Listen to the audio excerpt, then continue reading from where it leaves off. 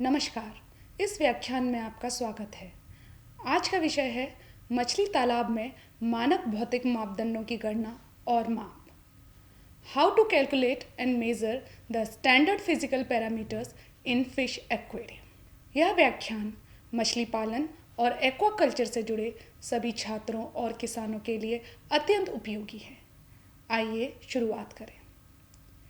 पिछले व्याख्यान में हम चर्चा कर रहे थे कि किस तरीके से भौतिक मापदंडों की भागीदारी मछली तालाबों में होती है, और आज के व्याख्यान में हम चर्चा करेंगे भौतिक मापदंडों की गणना, उनकी मापने की विधि, उनकी अनुमेय सीमा और उनका प्रबंधन। जो व्याख्यान का विषय है उसमें हम जो कंटेंट इन्वॉल्व करने वाले हैं वह है pH, dissolve oxygen, carbon dioxide, nitrate, nitrite, ammonium और तापमान। जो हमारा पहला भौतिक मापदंड है वह है पीएच। पीएच का अर्थ होता है जल की अम्लीयता या एसिडिटी और क्षारीयता का माप करना। पीएच को हम पावर ऑफ हाइड्रोजन भी कहते हैं। पीएच स्केल एक संख्या होती है जो 0 से 14 के बीच में होती है। यदि किसी विलयन का पीएच 7 से कम है तो उसकी स्थिति अम्लीय होगी या एसिडिक होगी, जिसको हम उदाहरण के तौर पे ले सकते हैं नींबू का पानी। आमतौर पर नींबू के पानी का पीएच 2 होता है। यदि किसी विलयन या जल की स्थिति या उसका पीएच 7 से बहुत ज़्यादा है तो उसकी स्थिति क्षारीय या एल्कलाइन होती है। उदाहरण के तौर पर हम साबुन का पानी ले सकते हैं जिसका पीएच आमतौर पर 9 होता है, और अगर पीएच स्केल पर पीएच 7 आता है तो किसी भी विलयन या पानी की जो स्थिति होगी वो तटस्थ होगी, जिसे हम न्यूट्रल भी कहते हैं, और जिसका एक उदाहरण है शुद्ध पानी। इस तरीके से पीएच का इस्तेमाल हम किसी भी विलयन या जल की एसिडिटी, एल्कनाइलिटी और उसके न्यूट्रल नेचर का पता करने के लिए करते हैं। अब हम बात करेंगे पीएच मापने के तरीकों के बारे में। पीएच को हम कई तरीकों से माप सकते हैं, जिसमें पहला है पीएच स्ट्रिप्स, रासायनिक टेस्ट किट्स और डिजिटल पीएच मीटर। इस चित्र में हम देख रहे हैं कि पहला चित्र है पीएच स्ट्रिप का। इसमें हमें पीएच स्ट्रिप्स उपलब्ध कराई जाती हैं। बाज़ार में बहुत तरीके की पीएच स्ट्रिप्स उपलब्ध रहती हैं, जिसके साथ एक पीएच का चार्ट भी हमें प्रोवाइड किया जाता है। हम एक जल का नमूना लेंगे, एक पीएच स्ट्रिप लेंगे और उसके जल के नमूने के अंदर हम पीएच स्ट्रिप को डालेंगे। जल में डालने के पश्चात पीएच स्ट्रिप का रंग बदलेगा और उस बदले हुए रंग का मिलान हम दिए हुए चार्ट से करेंगे। जहाँ पर यह रंग मैच करेगा वह उस जल या विलयन की पीएच को दर्शाएगा। यह एक बहुत आसान तरीका है, सस्ता तरीका भी है, पर हमें इससे जो वैल्यू मिलती हैं वो कम सटीक होती हैं। दूसरा तरीका जो हम यूज़ कर सकते हैं वह है रासायनिक टेस्ट किट्स। इन टेस्ट किट्स में हमें रसायन दिए जाते हैं और एक चार्ट उपलब्ध कराया जाता है जिसमें विभिन्न रंग दर्शित होते हैं। इस केस में भी हमें एक जल का नमूना लेना है, उसमें निर्देशानुसार हमें रसायन मिलाना है और उसके पश्चात हमें 5 से 10 मिनट तक वेट करना है। जल में रंग परिवर्तन होगा और उस रंग का मिलान हमें दिए हुए चार्ट के साथ करना है। जहाँ पर वह रंग दिए हुए चार्ट के रंग के साथ मैच करेगा वही उस जल या विलयन की पीएच को दर्शाएगा। यह जो हमारा तरीका है फील्ड के लिए बहुत ज़्यादा उपयुक्त है। अब हम जो अगला तरीका है उसके बारे में डिस्कस करते हैं, वह है डिजिटल पीएच मीटर। इस चित्र में आप देख सकते हैं एक हमारा डिस्प्ले है जिसमें कुछ वैल्यू अंकित है। उसके राइट हैंड साइड में एक प्रोब है। डिजिटल पीएच मीटर के साथ कई बफर सॉल्यूशन प्रोवाइड कराए जाते हैं। सर्वप्रथम हमें डिजिटल पीएच मीटर को बफर सॉल्यूशन के साथ कैलिब्रेट करना है। एक एक करके हम प्रोब को बफर सॉल्यूशन में डालेंगे और उसकी रीडिंग को डिजिटल पीएच मीटर पर स्थिर करेंगे। पीएच मीटर को कैलिब्रेट करने के पश्चात हम लिए गए पानी के नमूने में प्रोब को डालेंगे। यहाँ हमें एक बात ध्यान रखने की है कि जब हम प्रोब को पानी के नमूने में डालें उससे पहले प्रोब को अच्छी तरह डिस्टिल वाटर से साफ कर लें और उसको सुखा लें। उसके पश्चात ही हम किसी नमूने का पीएच परीक्षण करें। प्रोब को जब हम जल में डालेंगे तो हमें डिजिटल के डिस्प्ले में एक रीडिंग दिखाई देगी। वह कभी बढ़ेगी कभी घटेगी। जब वह वैल्यू स्थिर हो जाए उसके पश्चात हम उस रीडिंग को नोट कर लेना है। वही उस सॉल्यूशन की फाइनल पीएच को दर्शाएगा। डिजिटल पीएच मीटर सबसे सटीक रीडिंग देता है। आमतौर पर इसका उपयोग लैब में किया जाता है और अगर पॉसिबल हो तो हमें डिजिटल पीएच मीटर का ही इस्तेमाल करना चाहिए। आइए अब हम बात करते हैं जल में पीएच की अनुमेय सीमा और उसका प्रबंधन। जल में पीएच कितना होना चाहिए जिससे कि मछलियां स्वस्थ रह सकें। जल में पीएच की सबसे उपयुक्त रेंज 6.5 से 8.5 होती है और अगर हम इसकी सर्वोत्तम रेंज की बात करें तो वह 7 से लेकर 8 है, यदि हम इसे अपने मछली के तालाब में मेंटेन कर सकें। अब हम बात करते हैं यदि जल में पीएच बहुत कम हो या ज़्यादा हो। यदि पीएच 6.5 से बहुत ज़्यादा कम है तो मछलियों में आमतौर पर तनाव देखा जाता है और उनकी वृद्धि में कमी पाई जाती है। और यदि पीएच 8.5 से बहुत ज़्यादा है तो जल में अमोनिया, जो कि एक बहुत ही जहरीली गैस है, वह उत्पन्न होने लगती है जिसके कारण मछलियों के गलफड़ों को नुकसान होता है। आइए अब हम बात करते हैं हम किस तरीके से जल में पीएच का प्रबंधन कर सकते हैं। अगर पीएच कम हो यानी जल अम्लीय हो तो उसमें हम चूना, जिसे हम लाइन भी कहते हैं, जो कि कैल्शियम कार्बोनेट या हाइड्रोक्साइड की फॉर्म में भी हो सकता है, उसे मिला सकते हैं। इसके अलावा हम कुटी हुई सीप को खोलकर उसमें डाल सकते हैं या फिर डोलामाइट डाल सकते हैं। अगर पीएच ज़्यादा है यानी जल क्षारीय है या एल्कलाइन है, इस केस में हम पीट मास मिला सकते हैं, एल्यूमिनियम सल्फेट का सीमित उपयोग कर सकते हैं, पानी की कठोरता और पानी में अपशिष्ट को कम करने का प्रयास कर सकते हैं। इन सभी उपायों को अपनाकर हम जल में पीएच की मात्रा को बैलेंस कर सकते हैं जिससे कि हमारी मछलियाँ मछली तालाब में स्वस्थ रह सकें। आइए अब हम दूसरे फिजिकल पैरामीटर की बात करते हैं, वह है डिज़ोल्व ऑक्सीजन। डिज़ोल्व ऑक्सीजन पानी में घुली हुई ऑक्सीजन की मात्रा को दर्शाता है। यह मछलियों को सांस लेने के लिए और जल जीवों की गतिविधियों के लिए आवश्यक होती है। हम इसे मिलीग्राम प्रति लीटर या पीपीएम में मापते हैं। आइए हम बात करते हैं डिज़ोल्व ऑक्सीजन किस तरह मछलियों के लिए उपयोगी है। डिज़ोल्व ऑक्सीजन मछलियों को जीवित रहने और बढ़ने के लिए अत्यंत आवश्यक है। यह अपशिष्ट पदार्थों के विघटन के लिए भी आवश्यक होती है और एक यह महत्वपूर्ण काम करती है, वह है अमोनिया को नाइट्रेट में बदलने की प्रक्रिया। जैसा कि पहले मैंने आपको बताया, अमोनिया एक बहुत ही विषैली गैस है जिससे मछलियों के गलफड़ों को बहुत ही नुकसान पहुंचता है। अगर पानी में समुचित डिज़ोल्व ऑक्सीजन है तो अमोनिया नाइट्रेट में कन्वर्ट हो जाती है, जो कि कम नुकसानदायक है।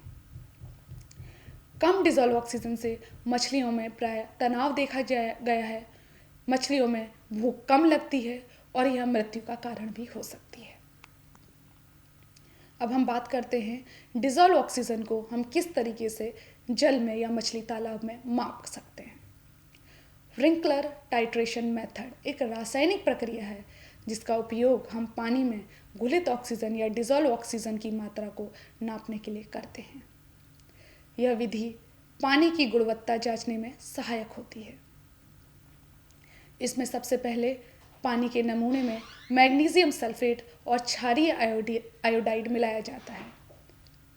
इसके पश्चात घुलित ऑक्सीजन की उपस्थिति में यह रसायन एक भूरे रंग का तलछट बनाता है। फिर इसी मिश्रण में हम सल्फ्यूरिक एसिड मिलाकर उसका एक घोल बनाते हैं। अंत में इस घोल को सोडियम थायोसल्फेट से फिर टाइट्रेट किया जाता है। जितनी मात्रा थायोसल्फेट की लगे उसी से घुलित ऑक्सीजन की मात्रा का अनुमान लगाया जाता है। अब बात करते हैं हम किस तरीके से डिसॉल्व ऑक्सीजन की गणना कर सकते हैं। डिसॉल्व ऑक्सीजन को हम, जैसा कि पहले भी बताया है, मिलीग्राम पर लीटर में मापते हैं। यहाँ एक फॉर्मूला दिया गया है, 8 multiplied by N multiplied by N by V का whole multiplied by V. Capital V यहाँ है लिए गए सैंपल का आयतन। जो जल का नमूना हमने लिया है उसका आयतन हम कैपिटल वी के प्लेस में रखेंगे, जो मिलीलीटर में होगा। स्मॉल वी है प्रयुक्त टाइट्रेंट का आयतन, जिसे हम मिलीलीटर में लेंगे। जो हमारा प्रयुक्त टाइट्रेंट था वह था सोडियम थायोसल्फेट। यहाँ पर हम लेंगे सोडियम थायोसल्फेट का आयतन जो कि टाइट्रेशन के समय यूज़ हुआ, और वह भी हम मिलीलीटर में लेंगे। कैपिटल एन टाइट्रेंट की नॉर्मेलिटी को दर्शाता है और 8 यहाँ पर एक कांस्टेंट है। इन सभी वैल्यूज़ को हम इस फॉर्मूले में पुट करेंगे और अंत में जो हमें संख्या मिले वही पानी में डिसॉल्व ऑक्सीजन की मात्रा को दर्शाएगा। यह चित्र दर्शा रहा है कि किस तरीके से हम रिंकल टाइट्रेशन मेथड कर सकते हैं। अब हम बात करेंगे पानी में डिसॉल्व ऑक्सीजन की सही मात्रा क्या होनी चाहिए। अगर हम न्यूनतम मात्रा की बात करें तो यह 5 mg पर लीटर या इससे अधिक ही रहनी चाहिए। अगर हम बहुत ही आदर्श मात्रा की बात करें और यदि हम इसको जल में मेंटेन कर पाएँ तो वह 6 से लेकर 9 मिलीग्राम पर लीटर होनी चाहिए, जो मछलियों के स्वास्थ्य के लिए अत्यंत लाभदायक रहेगी। अगर जल में डिसॉल्व ऑक्सीजन 3 mg पर लीटर से कम है तो यह मछलियों के लिए अत्यंत खतरनाक है और इसे मछलियों की मृत्यु का कारण भी हो सकती है। अब हम बात करते हैं किस तरीके से पानी में डिसॉल्व ऑक्सीजन की सही मात्रा रखी जा सकती है। हम एरेटर्स जैसे पैडल व्हील्स, एयर स्टोन का उपयोग कर सकते हैं। कुछ समय के लिए हम मछलियों को कम खाना दे सकते हैं। पानी में जो अतिरिक्त अपशिष्ट हैं जैसे सड़े गले पेड़ पौधे, भोजन आदि को हम हटा सकते हैं। पानी की अदला बदली या उनका परिसंचरण बढ़ा सकते हैं और जल में डिसॉल्व ऑक्सीजन को बनाए रखने के लिए हम जल पौधों का प्रयोग कर सकते हैं। यह सभी उपाय कर हम जल में डिसॉल्व ऑक्सीजन की सही मात्रा को बैलेंस कर सकते हैं, अत्यंत लाभकारी रहेगी। अब जो हमारा अगला भौतिक पैरामीटर है वह है कार्बन डाइऑक्साइड। आइए बात करते हैं कार्बन डाइऑक्साइड की एक्वाकल्चर में क्या भूमिका होती है। मछलियों की सांस जैविक पदार्थों के विघटन और कभी कभी भूजल से उत्पन्न होती है। यह पानी में घुलकर कार्बोनिक एसिड बनाती है जो पीएच को भी प्रभावित करती है। इसे भी हम मिलीग्राम प्रति लीटर में नापते हैं। अब बात करते हैं यदि पानी में ज़्यादा कार्बन डाइऑक्साइड है, ज़्यादा डिसॉल्व कार्बन डाइऑक्साइड है तो मछलियों पर इसका क्या प्रभाव पड़ेगा। पानी में ज़्यादा कार्बन डाइऑक्साइड मछलियों के खून में ऑक्सीजन के परिवहन को रोकती हैं। यह रक्त के पीएच को भी घटाती हैं और ज़्यादा कार्बन डाइऑक्साइड मछलियों में तनाव, विकास की कमी और अंततः मृत्यु का कारण भी हो सकती है। अब बात करते हैं कि किस तरीके से पानी में हम कार्बन डाइऑक्साइड को नाप सकते हैं। कार्बन डाइऑक्साइड की गणना हम क्षारीय टाइट्रेशन विधि द्वारा करते हैं।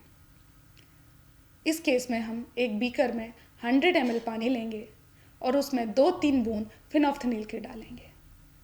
अगर पानी में रंग नहीं आता है तो यह दर्शाता है कि पानी में कार्बन डाइऑक्साइड मौजूद है। इसके पश्चात हम 0.045 नॉर्मल सोडियम कार्बोनेट से सॉल्यूशन को टाइट्रेट करेंगे जब तक कि हल्का गुलाबी रंग ना आ जाए। सारी प्रोसेस करने के बाद हम सारी रीडिंग्स को नोट कर लेंगे और उसे दिए हुए फॉर्मूले में पुट करेंगे। जो वॉल्यूम ऑफ टाइट्रेंट यूज़ है वह कार्बोनेट की जो वैल्यू यूज़ हुई है उसको दर्शाता है। Volume of sample taken for titration यह दर्शाता है जो कि हमने अपना पानी का नमूना लिया है, जिसमें कि हम डिसॉल्व कार्बन डाइऑक्साइड नापना चाहते हैं। इसको हम होल मल्टीप्लाई करेंगे 1000 से। इसके बाद जो हमें संख्या मिलेगी वह मिलीग्राम पर लीटर में आएगी, और यही संख्या पानी में CO2 की मात्रा जो कि डिसॉल्व होगी उसको दर्शाएगी। पुनः इस चित्र में हम देख सकते हैं कि एक कोनिकल फ्लास्क में हम पानी लेंगे, जिसको हम पिपेट की मदद से ले सकते हैं। उसमें हम इंडिकेटर मिलाएंगे और इसका घोल बनाएंगे। अगर इसमें रंग नहीं आता है तो यह दर्शाएगा कि इसमें कार्बन डाइऑक्साइड प्रेजेंट है। इसके पश्चात हम इसको सोडियम कार्बोनेट से टाइट्रेट करेंगे जब तक कि हल्का गुलाबी रंग ना आ जाए। तत्पश्चात हम सारी रीडिंग्स को नोट कर उनकी गणना करने के लिए उसे फॉर्मूले में पुट करेंगे, और अंत में हमें जो संख्या मिलेगी वह पानी में डिसॉल्व ऑक्सीजन की मात्रा को दर्शाएगी। आइए अब बात करते हैं जल में कार्बन डाइऑक्साइड की अनुमेय सीमा और उसका प्रबंधन। जल में कार्बन डाइऑक्साइड की कितनी मात्रा होनी चाहिए जो मछलियों के स्वास्थ्य और वृद्धि के लिए उपयोगी हो। जल में कार्बन डाइऑक्साइड की आदर्श सीमा 2 से 10 मिलीग्राम पर लीटर होती है, और अगर इसकी स्वीकार्य सीमा के बारे में बात करें तो वह है 15 mg पर लीटर। इसका मतलब है यदि पानी में कुछ समय के लिए 15 mg पर लीटर तक CO2 की मात्रा है तो मछलियां कुछ समय के लिए इस पानी में सरवाइव कर सकती हैं, पर यह कुछ समय के लिए ही कर सकती हैं। इसके पश्चात मछलियों में स्वास्थ्य संबंधी दिक्कतें होने लगती हैं। अगर पानी में 20 mg पर लीटर से अधिक कार्बन डाइऑक्साइड डिसॉल्व है तो यह मछलियों के लिए बहुत ही ज़्यादा हानिकारक है और उसका प्रबंधन करने की आवश्यकता होती है। अब देखते हैं कि जल में हम कार्बन डाइऑक्साइड का प्रबंधन किस तरीके से कर सकते हैं। हम जल में चूना या लाइम मिला सकते हैं।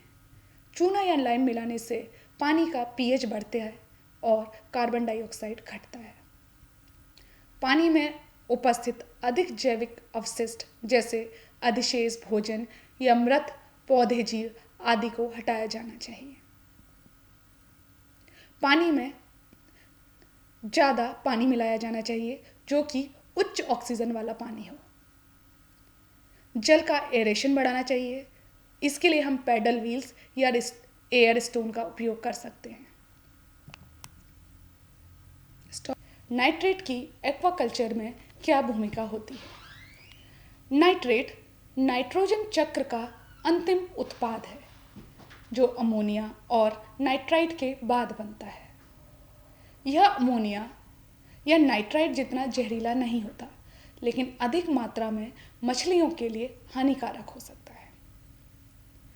नाइट्रेट जो मुख्य रूप से उत्पन्न होता है वह अधिक भोजन और खराब जल प्रभाव के कारण बनता है।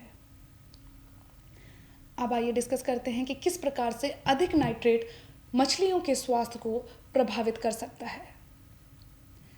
अधिक नाइट्रेट मछलियों की रोग प्रतिरोधक क्षमता घटाता है, विकास और प्रजनन को प्रभावित करता है, मछलियों में तनाव और जल की गुणवत्ता को खराब। आइए हम बात करते हैं अब नाइट्रेट मापने की विधि। किस तरीके से हम जल में नाइट्रेट को मेज़र कर सकते हैं। नाइट्रेट को जल या मछली तालाब में नापने के लिए हम कैलोरीमेट्रिक टेस्ट मेथड यूज़ करते हैं, जिसे हम रंगमिति परीक्षण विधि भी कहते हैं। इस टेस्ट के लिए हमें जो सामग्री चाहिए वह है पानी का नमूना और नाइट्रेट परीक्षण किट। इस नाइट्रेट परीक्षण किट में हमें रिएजेंट्स मिलते हैं और उसके साथ हमें एक रंग चार्ट भी मिलता है। इस चित्र में मैंने एक नाइट्रेट टेस्ट किट को दर्शाया है, जिसमें आप देख सकते हैं कि हमें रंग चार्ट भी दिए गए हैं। हमें डिफरेंट जो रिएजेंट्स हैं वह भी उपलब्ध कराए गए हैं। हम इस टेस्ट को करने के लिए एक पानी का नमूना लेंगे, उसमें निर्देशानुसार रसायन डालेंगे, 5-10 मिनट तक प्रतीक्षा करेंगे जब तक कि रंग विकसित ना हो जाए। चार्ट से रंग की तुलना करके हम नाइट्रेट का अनुमान लगाएंगे। जहाँ पर हमारा जो रंग विकसित हुआ है और चार्ट के रंग से मिलेगा वही नाइट्रेट की संख्या को दर्शाएगा और वही जल में नाइट्रेट की मात्रा होगी। इस तरीके से हम नाइट्रेट को हम अपने मछली तालाब के जल में नाप सकते हैं। यह एक रंग चार्ट है। बाज़ार में तरह तरह की टेस्ट किट्स अवेलेबल होती हैं, जिसमें कंबाइंड टेस्ट किट्स भी होती हैं, जिसमें हम पीएच, नाइट्रेट, नाइट्राइट, अमोनिया इन सबको एक साथ नाप सकते हैं और उसका एक कॉमन चार्ट भी दिया जाता है। और अलग अलग किट्स भी अवेलेबल होती हैं जो अमोनिया के लिए अलग रहती हैं, पीएच के लिए अलग होती है, नाइट्रेट के लिए अलग और नाइट्राइट के अलग। आप अपनी ज़रूरत के अनुसार कोई भी टेस्ट किट बाज़ार से ले सकते हैं और सबका प्रोसेस सेम ही है। हम रिएजेंट को लेंगे जो हमें दिया रहता है उसके साथ और जल के नमूने में डालेंगे, रंग का मिलान दिए हुए चार्ट के साथ करेंगे। जहाँ रंग का मिलान दिए हुए चार्ट के रंग के साथ हो जाता है वही उस जल के नमूने का पीएच या फिर अमोनिया या फिर नाइट्रेट, नाइट्राइट को दर्शाएगा। आइए अब बात करते हैं जल में नाइट्रेट की अनुमेय सीमा और उसका प्रबंधन। नाइट्रेट में जल की आदर्श सीमा 25 mg पर लीटर से कम होनी चाहिए और अगर इसकी स्वीकार सीमा की बात करें तो यह 50 mg पर लीटर तक होनी चाहिए, वह भी कुछ समय तक। अगर जल में 50 mg पर लीटर हमारा नाइट्रेट है तो कुछ समय तक मछलियाँ इस जल में सर्वाइव कर सकती हैं, पर ज़्यादा समय तक वह इस जल में सर्वाइव नहीं कर पाएंगी। और अगर जल में 100 mg पर लीटर से अधिक नाइट्रेट उपस्थित है तो यह मछलियों के लिए अत्यंत हानिकारक है। आइए अब बात करते हैं किस तरीके से हम जल में नाइट्रेट का प्रबंधन कर सकते हैं। हम ताज़ा और साफ पानी से आंशिक जल परिवर्तन कर सकते हैं, भोजन कम कर सकते हैं और अधिक मछलियाँ नहीं रख सकते। मछलियों को हम कम भोजन दें और ज़्यादा मछलियों को एक साथ ना रखें। बायोफिल्ट्रेशन में सुधार कर सकते हैं। अधिक बायोमीडिया या बैक्टीरिया डालकर हम बायोफिल्ट्रेशन का सुधार कर सकते हैं। जल पौधों का उपयोग कर सकते हैं जैसे डकवीट और नाइट्रेट को डकवीट जो कि नाइट्रेट को अवशोषित करते हैं।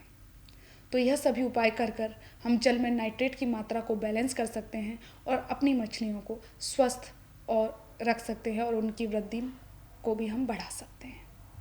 अब जो हमारा अगला भौतिक पैरामीटर है वह है नाइट्राइट। नाइट्राइट किस तरीके से एक्वाकल्चर में अपनी भूमिका को दर्शाता है। नाइट्राइट नाइट्रोजन चक्र का मध्यवर्ती उत्पाद है। यह अमोनिया के ऑक्सीकरण से बनता है। नाइट्राइट कम मात्रा में भी मछलियों के लिए अत्यंत विषैला होता है क्योंकि यह रक्त में ऑक्सीजन के प्रभाव को बाधित करता है। नाइट्राइट हीमोग्लोबिन से जुड़कर मिथ हीमोग्लोबिन बनाता है जिससे मछलियों को ऑक्सीजन नहीं मिलती और अंत में यह ब्राउन ब्लड डिजीज़ का कारण बनता है।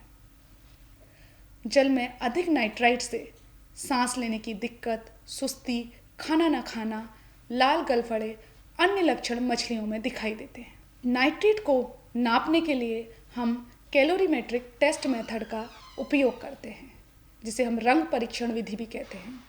इसके लिए जो हमें सामग्री चाहिए वह है नाइट्राइट परीक्षण किट, जिसे हमने पहले भी नाइट्रेट के लिए जिस तरीके से परीक्षण किट का उपयोग किया था उसी तरीके से हम नाइट्रेट के लिए भी नाइट्रेट परीक्षण किट का उपयोग करेंगे, जिसमें हमें रिएजेंट्स और चार्ट दोनों दिए जाएंगे। इसके साथ ही हमें चाहिए पानी का नमूना जो करीब 5 से 10 मिलीलीटर होना चाहिए। 5 से 10 मिलीलीटर पानी को हम एक टेस्ट ट्यूब में लेंगे और किट में दिए हुए निर्देशानुसार हम उसमें रसायन मिलाएंगे। 2 से 5 मिनट में रंग विकसित हो जाएगा और उस रंग की तुलना हम चार्ट से करेंगे। जहाँ पर रंग की तुलना हमारे चार्ट से हो जाएगी वहाँ पर एक रीडिंग लिखी होगी, एक वैल्यू लिखी होगी। वही वैल्यू नाइट्राइट की मात्रा मिलीग्राम पर लीटर में होगी। इस चित्र में मैंने आपको प्रदर्शित किया है नाइट्राइट टेस्ट किट, जिसमें आप देख सकते हैं कि आप 2 रिएजेंट बोतल दी गई हैं, एक सिरिंज दी गई है जिससे कि हम अपने पानी के नमूने को मेज़र कर सकें। इसके बाद एक चार्ट दिया गया है जिससे कि आप रंग का मिलान कर सकते हैं। आइए अब बात करते हैं जल में नाइट्राइट की अनुमेय सीमा और उसका प्रबंधन। जल में जो नाइट्रेट का आदर्श स्तर है वह 0 मिलीग्राम पर लीटर होना चाहिए। इसका मतलब है जल में अगर नाइट्राइट बिल्कुल भी नहीं है तो वही आदर्श स्तर माना जाएगा। अगर हम इसके स्वीकार्य स्तर की बात करें वह है 0.1 मिलीग्राम पर लीटर से कम। और अगर हम जल में 0.2 मिलीग्राम पर लीटर से अधिक नाइट्राइट है तो यह मछलियों के लिए अत्यंत तनावपूर्ण होती है। और 1 मिलीग्राम पर लीटर से अधिक नाइट्राइट की मात्रा मछलियों के लिए अत्यधिक खतरनाक होती है। अब यदि हम जल में नाइट्राइट की प्रबंधन की बात करें तो हम क्या कर सकते हैं, ये देखते हैं। हम इसमें नमक डाल सकते हैं जो कि NaCl होता है। यह मछलियों के शरीर में नाइट्राइट के प्रवेश को रोकता है। ताजे पानी से जल का परिवर्तन कर सकते हैं, बायोफिल्ट्रेशन को बेहतर कर सकते हैं, जैसे कि बैक्टीरिया या फिल्टर मीडिया जोड़ें, मछलियों को अधिक भोजन न डालें और बचा हुआ खाना तुरंत निकालें। यह सभी उपाय कर हम जल में नाइट्राइट की मात्रा को कम कर सकते हैं, जो कि हमारे मछलियों के स्वास्थ्य के लिए अत्यधिक लाभकारी होगा। जो हमारा अगला भौतिक पैरामीटर है वह है अमोनियम। अमोनियम की एक्वाकल्चर में क्या भूमिका होती है, आइए देखते हैं। अमोनियम पानी में मौजूद अमोनिया का एक रूप है। अमोनियम आयन की फॉर्म में होता है, जबकि अमोनिया एक गैस होती है। यह मुख्यतः मछलियों के मल और बचे हुए भोजन के सड़ने से बनता है। पानी में अमोनिया 2 रूपों में पाया जाता है। NH3 जो कि बहुत ज़्यादा हानिकारक होती है, NH4 प्लस अमोनियम आयन जो कि कम हानिकारक होता है। NH3 एंड NH4 आयन की मात्रा pH और तापमान पर निर्भर करती है। अधिक अमोनियम आयन का स्तर जल प्रदूषण का संकेत है। यह मछलियों में तनाव का कारण होता है। NH3 जो अमोनिया गैस होती है वह अत्यंत विषैली होती है और यह मछलियों के गलफड़ों को नुकसान पहुंचाती है। यह मछलियों में वृद्धि रुकने का कारण भी होती है और अधिक अमोनिया के कारण मछलियों की मृत्यु भी हो सकती है। अमोनियम को मापने के लिए भी हम calorimetric test kit method use करते हैं, जो कि रंग परीक्षण किट विधि है। इसमें जो सामग्री हमें चाहिए, फिर से हमें इसमें अमोनियम परीक्षण किट जो कि अमोनियम आयन को नापती है वह चाहिए, जिसमें हमें पुनः कुछ रिएजेंट्स दिए जाएंगे और एक रंग चार्ट दिया जाएगा। इसके अलावा सिर्फ हमें पानी का नमूना चाहिए जो कि 5 से 10 मिलीलीटर होगा। यह अमोनियम टेस्ट किट है, इसमें रिएजेंट्स दिए गए हैं, हम मिलान करेंगे। हम पानी का नमूना लेंगे और उसमें किट में दिए हुए निर्देश के अनुसार हम उसमें रसायन मिलाएंगे। हम उसमें रंग डेवलप होने का इंतज़ार करेंगे 5 से 10 मिनट तक। रंग की तुलना चार्ट से करेंगे और अंत में जहाँ रंग हमारा डेवलप हो जाएगा और जहाँ वह चार्ट से मैच करेगा उसकी मात्रा को हम मिलीग्राम पर लीटर में पढ़ेंगे। यहाँ आप चित्र में देख सकते हैं अमोनियम टेस्ट किट का चार्ट यहाँ दिया गया है। हर रंग के नीचे कुछ ना कुछ वैल्यू दी गई है। जो हमारा कलर डेवलप होगा उस कलर को इन रंग से हम तुलना करेंगे और उस रंग के नीचे जो हमें वैल्यू दी गई होगी उसको हम मिलीग्राम पर लीटर में रीड करेंगे। वैल्यू हमारी दिए हुए नमूने में अमोनियम की मात्रा को दर्शाएगा। अब हम बात करते हैं जल में अमोनियम की अनुमेय सीमा और उसके प्रबंधन के बारे में। कुल ammonia, ammonium ion plus ammonia, इसकी सुरक्षित सीमा क्या है? इसकी सुरक्षित सीमा है 1 मिलीग्राम पर लीटर से कम। यानी अगर मछली तालाब में अमोनिया की मात्रा 1 मिलीग्राम पर लीटर से कम है तब यह मछलियों के लिए सुरक्षित मानी जाती है। अगर यह सीमा 0.02 मिलीग्राम पर लीटर से कम है अमोनिया के केस में, अमोनिया गैस के केस में, तब यह सुरक्षित मानी जाती है। अब बात करते हैं जोखिम की स्थिति कब आती है। यदि अमोनिया गैस का स्तर 0.05 मिलीग्राम पर लीटर से अधिक हो जाता है तो जलीय जीवों में तनाव और मृत्यु की संभावना अधिक हो जाती है। आइए देखते हैं अगर जल में अमोनियम आयन ज़्यादा हो तो हमें क्या करना चाहिए। हमें ताजे पानी से आंशिक जल परिवर्तन करना चाहिए। मछलियों को कम भोजन देना चाहिए। हमें जल में जियोलाइट का इस्तेमाल करना चाहिए, यह अमोनिया को सोखता है। एरेशन और बायोफिल्ट्रेशन में सुधार किया जाना चाहिए और हम नाइट्रीफाइंग बैक्टीरिया को भी यूज़ कर सकते हैं जो कि अमोनियम आयन को नाइट्राइट में बदलते हैं। अब हम अपना आखिरी जो भौतिक मापदंड है उसको डिस्कस करेंगे, वह है तापमान। तापमान की एक्वाकल्चर में क्या भूमिका होती है? तापमान पानी में गर्म या ठंडी स्थिति को दर्शाता है। यह मछलियों के मेटाबॉलिज्म, वृद्धि और स्वास्थ्य को प्रभावित करता है। पानी में ऑक्सीजन की मात्रा को नियंत्रित करता है। भोजन की खपत, पाचन और प्रजनन को प्रभावित करता है। तापमान को हम डिग्री सेल्सियस या फिर फ़ारेनहाइट में नापते हैं। मछलियाँ शीत रक्तीय जीव हैं। उनका शरीर तापमान के अनुसार कार्य करता है।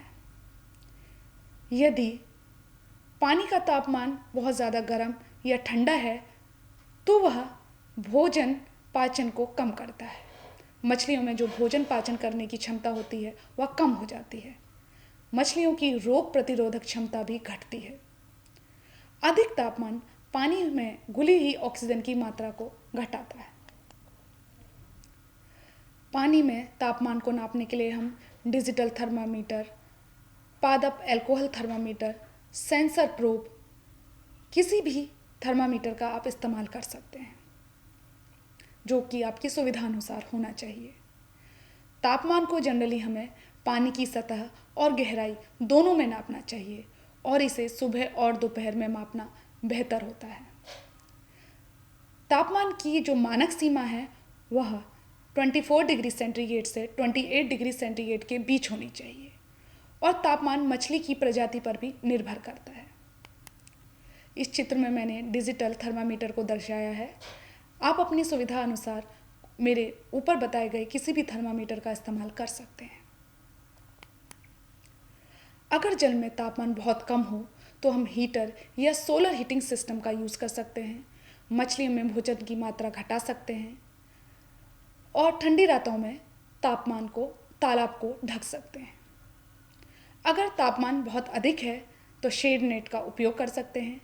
पानी में एरेशन को बढ़ा सकते हैं। ठंडा पानी कुआं या टैंक से मिला सकते हैं। इस तरीके से यह सभी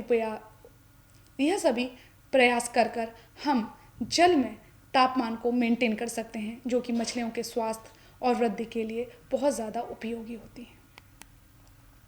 अंत में मछली तालाब में भौतिक मानकों को संतुलित रखकर हम स्वस्थ मछली पालन को बढ़ावा दे सकते हैं, जो कि छात्रों और किसानों दोनों के लिए लाभदायक होगा। धन्यवाद।